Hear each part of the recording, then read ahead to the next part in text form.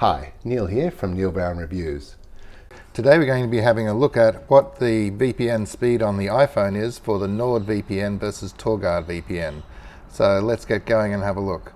What we're going to talk about is the different trade-offs and the effect of what site you're trying to download from on the VPN effect. So VPNs have different purposes, and what we're going to have a look at is how their particular purpose affects what trade-offs the manufacturers use. So this is a graph of how the VPNs of the various people compare, and later on I've got an example of how we calculate this. But just have a look at the spread there. That's really a big spread. On the left is the download speed and the right is the upload speed.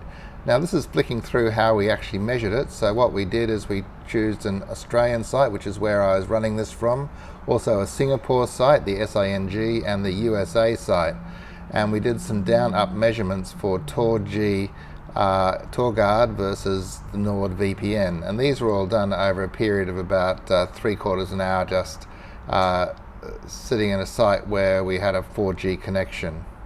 So you can see we've accumulated the data. This is the raw data, but that's not really that interesting. So what we do is we take it and we put it into a graph. And what I'd like to point out is that each of these different VPNs had outliers, that is, ones that really didn't fit in with the general effectiveness of the VPN.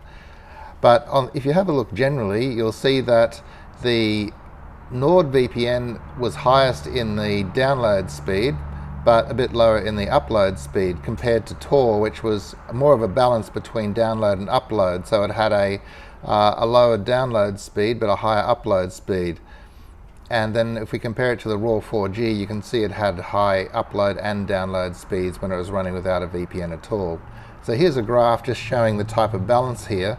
And what you'll see is TorGuard, as I said, has a lower download speed but a higher upload speed. And I think this relates to their positioning themselves as a VPN that's suitable for torrenting. So it's important to provide an upload torrent as well as a download torrent, whereas NordVPN is probably just a straight VPN. So these are the raw figures and average.